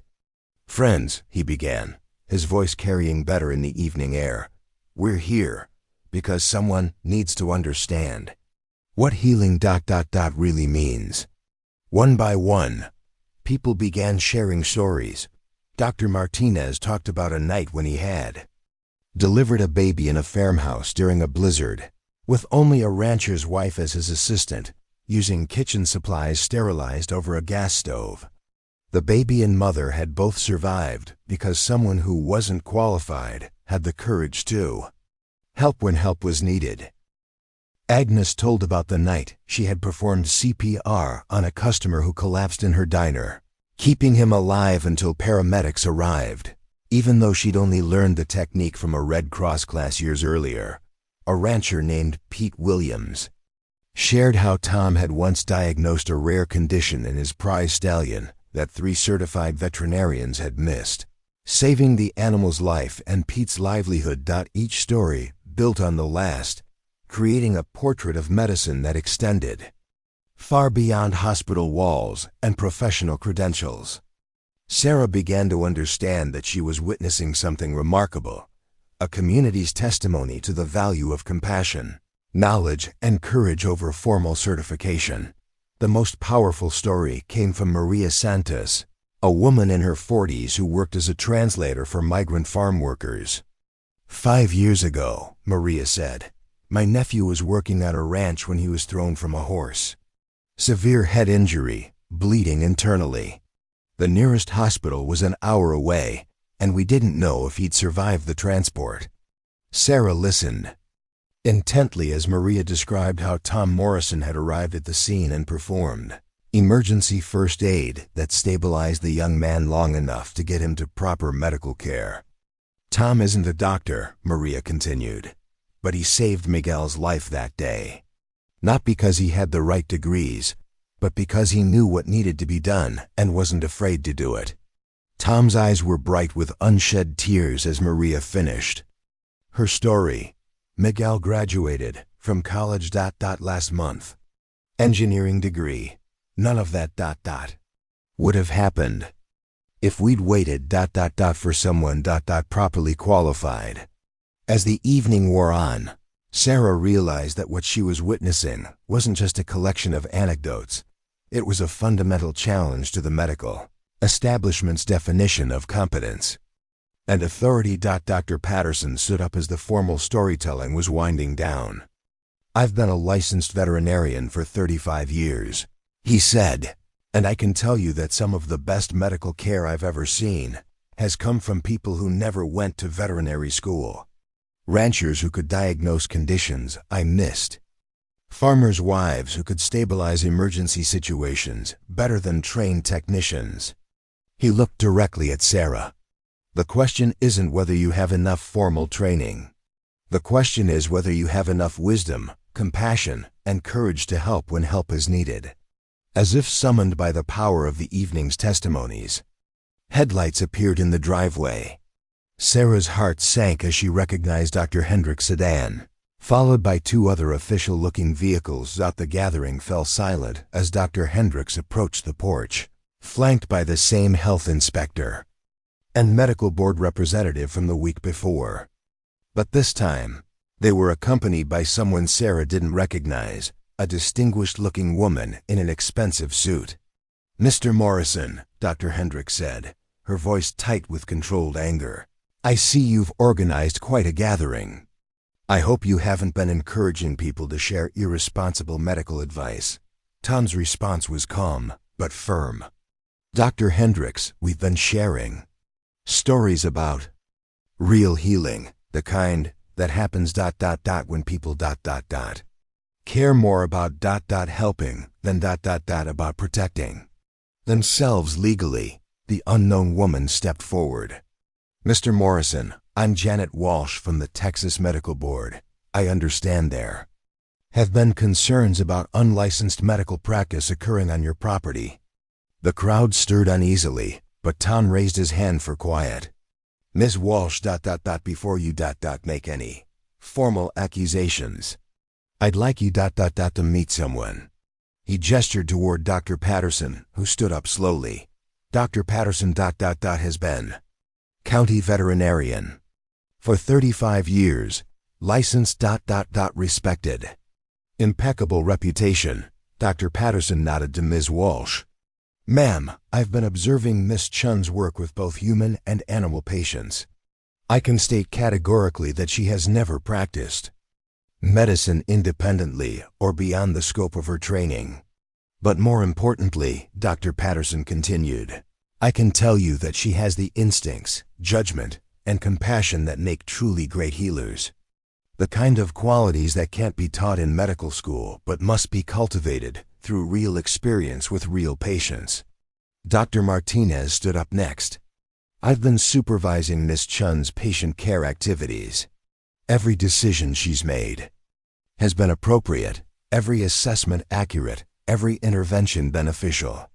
She's provided better continuity of care for Tom Morrison than any institutional setting could offer." Ms. Walsh looked around at the gathered crowd, clearly not having expected this level of community support. "These testimonials are all very touching, but they don't address the legal issues involved in unlicensed medical practice." "What legal issues?" The voice came from the back of the crowd, and Sarah turned to see a man in a sheriff's uniform walking toward the porch. "Sheriff Bradley," Tom said with obvious satisfaction. "Thank you for coming."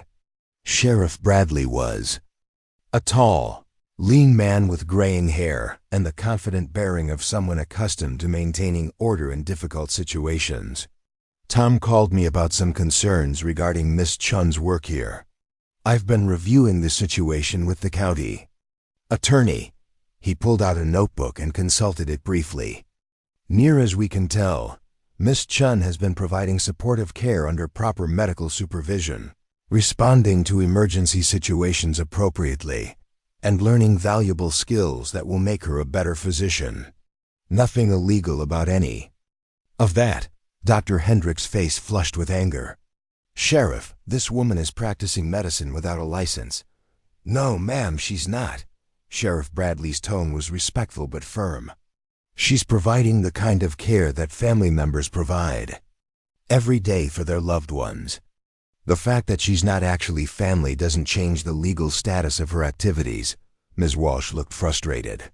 "Regardless of the legal technicalities, there are serious concerns about patient safety." "Then let me address those concerns." The new voice belonged to a woman Sarah didn't recognize, but who was walking toward them with the confident stride of someone used to being heard. "I'm Dr. Elizabeth Morrison," the woman said, and Sarah saw Jake straighten with surprise. "Tom's daughter-in-law and chief of internal medicine at Austin Presbyterian Hospital."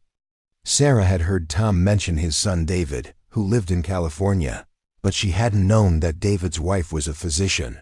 "Elizabeth," Tom said, his voice warm with genuine pleasure. "You came." "Of course I came. David and I flew in this afternoon when we heard what was happening."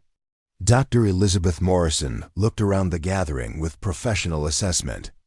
"I've spent the last 3 hours reviewing Tom's medical records, speaking with Dr. Martinez, and observing Miss Chin's interactions with my father-in-law." She turned to face Dr. Hendricks and the medical board representative. "As a practicing physician and hospital administrator, I can tell you that the level of care Tom is receiving here exceeds what he would get in most institutional settings. Miss Chun has provided comprehensive, compassionate, medically appropriate care that has measurably improved his quality of life." Dr. Hendricks looked stunned. "But she's not a licensed professional. Neither are most family caregivers," Dr. Elizabeth Morrison replied. "But they provide the majority of care for chronically ill patients in this country. The difference is that Miss Chun has actually taken the time to learn proper techniques and work under professional supervision." She paused, letting her words sink in before continuing. "Furthermore, I've been in touch with colleagues at Stanford Medical School. When they hear about Miss Chun's gap year experience, they're going to consider her one of the most prepared incoming students they've ever admitted." The crowd murmured with approval, and Sarah felt tears of relief starting in her eyes. Ms. Walsh looked around at the gathered crowd, the medical professionals who had spoken in Sarah's defense, and the obvious support of the entire community. "This is highly irregular," she said finally. "Yes, it is," Tom agreed, his voice stronger than it had been all evening. "Most irregular ... to find someone who cares more ... about healing ... about protecting themselves from liability." He looked directly at Sarah, his eyes bright with pride and affection. "Most irregular. To find someone willing to be..."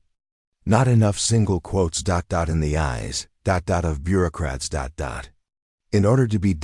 exactly enough for the person who needs them.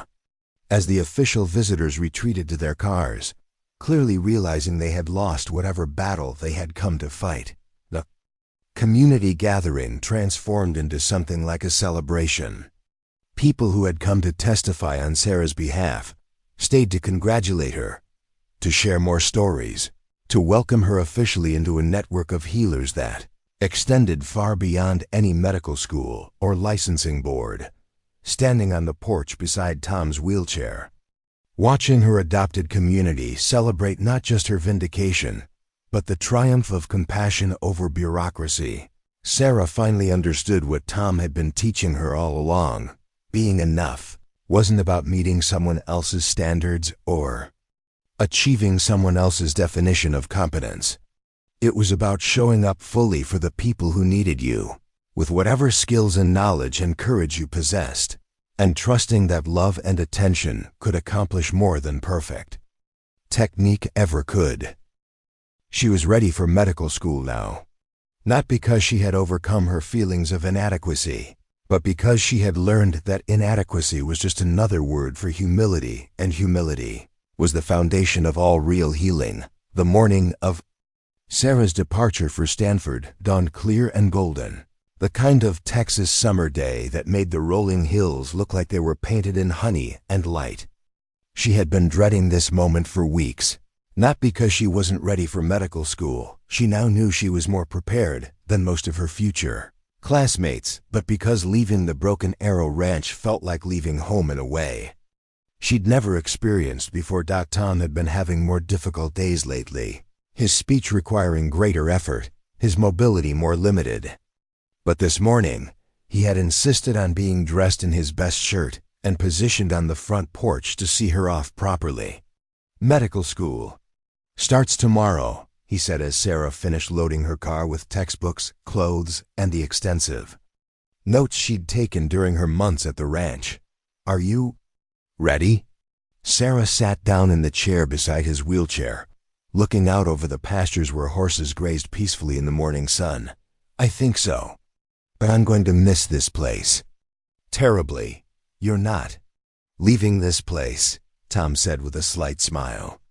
You're taking it with you, everything you've learned about seeing the whole person, about healing more than symptoms that goes with you. Emma bounded out of the house, still in her pajamas, and climbed carefully onto Tom's lap. At 7 years old, she had grown taller and more confident during Sarah's time at the ranch. But she still treated her grandfather with the special gentleness that children reserve for people they love who are fragile. Miss Sarah, Emma said seriously, when you become a real doctor, are you going to remember us? Emma, I could never forget you, any of you. Sarah's throat tightened with emotion. You taught me some of the most important things I'll ever need to know about being a doctor. Like what? Sarah thought about how to explain complex medical philosophy to a 7-year-old. Like how important it is to really listen to people. Like how sometimes the best medicine is just sitting with someone when they're scared. Like how being brave doesn't mean you're not afraid. It means you help people even when you are afraid. Emma nodded as if this made perfect sense. Grandpa taught me that too. He said being scared just means something is important to you. Jake emerged from the barn, leading the black horse that had been Tom's favorite before his illness progressed. The animal had been difficult to work with when Sarah first arrived, but under Jake's patient training, he had become gentle and responsive. You might want to say goodbye to Thunder, Jake said. Bringing the horse close to the porch. Sarah approached the animal carefully, using the techniques Tom had taught her for reading equine body language. Thunder lowered his head, allowing her to stroke his neck, and she was amazed to realize how much her confidence with animals had grown. He trusts you now, Tom observed.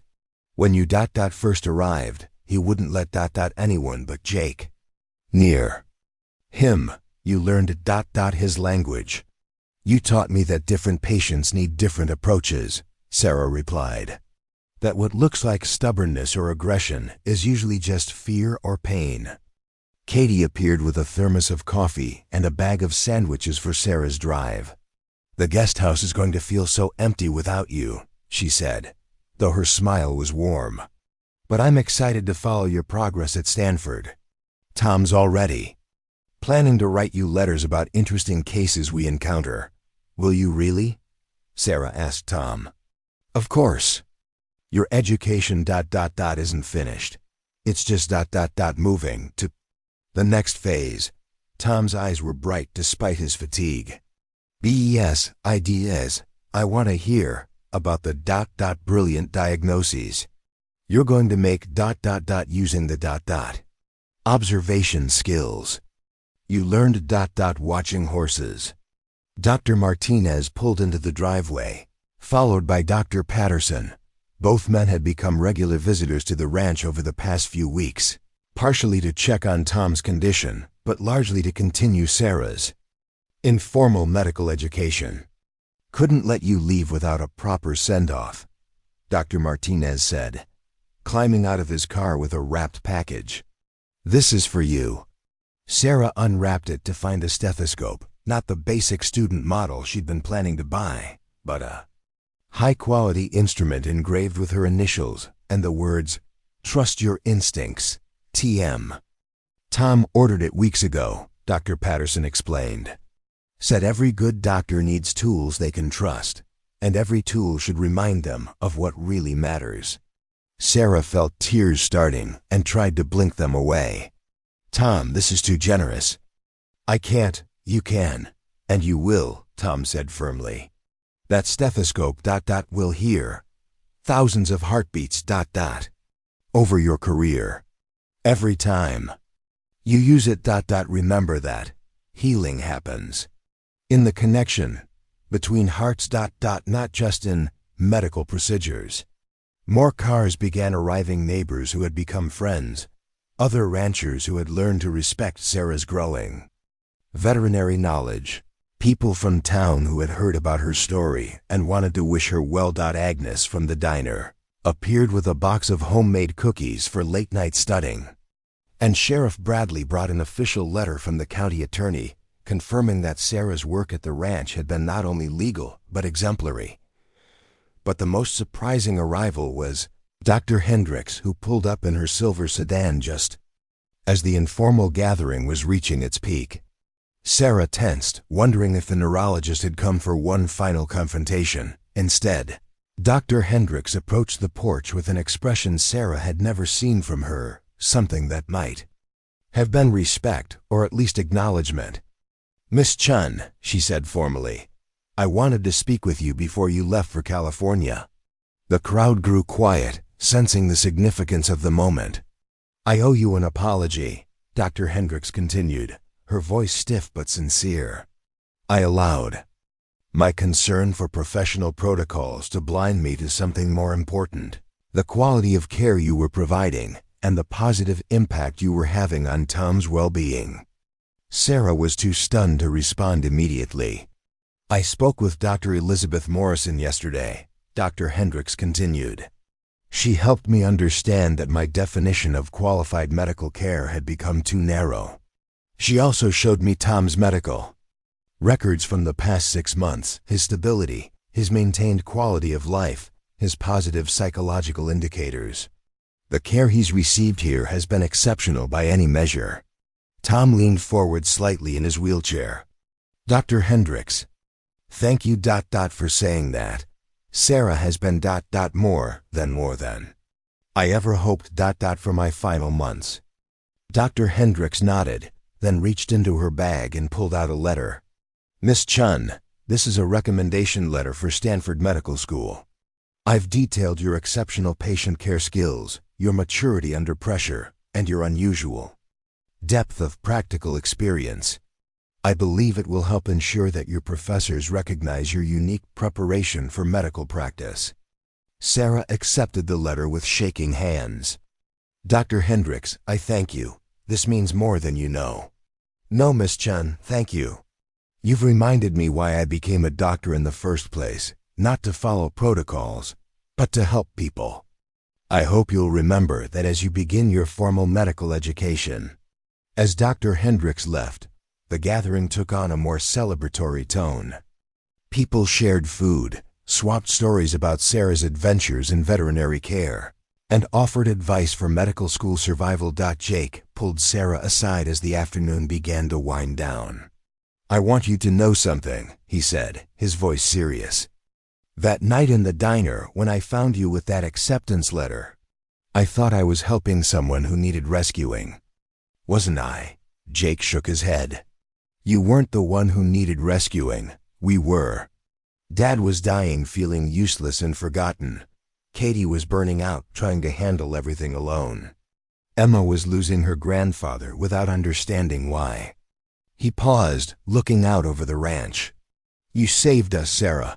You gave Dad a reason to feel valuable again. Katie a partner she could trust. And Emma someone who helped her grandfather stay himself, even while he was getting sicker. Jake, I'm not finished. You also taught me something about what it means to be truly qualified for something. It's not about having the right credentials or meeting someone else's standards. It's about showing up with everything you have and being willing to learn what you don't know." As the sun began to set, Painting the sky in shades of orange and pink, the crowd gradually dispersed. Soon, only the Morrison family remained on the porch with Sarah. "One more lesson," Tom said as they watched the last car disappear down the ranch road, "the most important ... one of all." Sarah waited, knowing that whatever Tom was about to tell her would be something she'd carry with her for the rest of her career. "When you're a doctor, people will come to you at their most ... vulnerable moments. They'll be afraid ... in pain ... facing ... uncertainty. Your job ... isn't to eliminate their fear or guarantee ... their outcomes." Tom paused, gathering his strength for what he needed to say. "Your job is to be ... completely present with them ... in their fear. To see them ... as whole, human beings ... worthy of dignity and ... compassion ... regardless of their diagnosis or prognosis." He reached out and took her hand, his grip weak but warm. "Promise me ... that you'll never become so focused ... on fixing ... people's bodies that you forget ... to tend their souls." "I promise," Sarah said, meaning it with every fiber of her being ... as the stars began to appear in the darkening sky. Sarah realized that her year at the Broken Arrow Ranch hadn't been a detour from her medical education, it had been the foundation of it. Everything she would learn in medical school, every technique she would master, every procedure she would perform, would be built on the understanding she had gained here, that healing was fundamentally about connection between human beings. Next morning, as Sarah's Honda Civic disappeared over the hill carrying her toward her future, Tom Morrison sat on his porch and smiled. He had accomplished something remarkable in his final months. He had helped create the kind of doctor the world desperately needed. 6 months later, Sarah received a letter from Katie. Tom had died peacefully in his sleep on a Tuesday morning. In October, with his family around him and the sound of horses in the pasture drifting through his open window. His last words had been about Sarah. Tell her she was ... exactly enough. Sarah kept that letter on her desk throughout medical school, through residency, and into her practice as an internal medicine physician specializing in chronic care. Whenever she faced a difficult diagnosis, a challenging patient, or her own moments of doubt, she would remember Tom Morrison's words. She was never the smartest doctor in any room, never the most technically skilled, never the most naturally confident. But she was something rarer and more valuable. She was a doctor who understood that being not enough by someone else's standards was exactly enough for the people who needed her most. And in the end, that made all the difference. Epilogue 10. Years later, Dr. Sarah Chun stood in the main auditorium at Stanford Medical School, addressing the incoming class of first-year students. She had been asked to speak about the importance of clinical experience and the qualities that made truly effective physicians. "Some of you," she told the eager faces before her, "will graduate at the top of your class. Some will publish groundbreaking research. Some will perform miraculous surgeries that save lives in dramatic ways." She paused, looking out at students who reminded her of herself at their age, brilliant, ambitious, and terrified of not being good enough. "But the patients who will remember you, the families who will thank you, the lives you'll truly change, those won't happen because you were the smartest person in the room. They'll happen because you were brave enough to show up completely as yourself, humble enough to keep learning from every patient, and wise enough to understand that healing is a partnership, not a performance." The words of Tom Morrison echoed in her voice as she continued, passing on the most important lesson she had ever learned, that sometimes being not enough was exactly enough, and that the courage to embrace your imperfections was the foundation of all genuine healing. In the back of the auditorium, a young student who had been struggling with feelings of inadequacy sat up straighter, suddenly understanding that she might be exactly where she needed to be after all. Up next, you've got 2 more standout stories right on your screen. If this one hit the mark, you won't want to pass these up. Just click and check them out. And don't forget to like, subscribe, and turn on the notification bell so you don't miss any upload from us.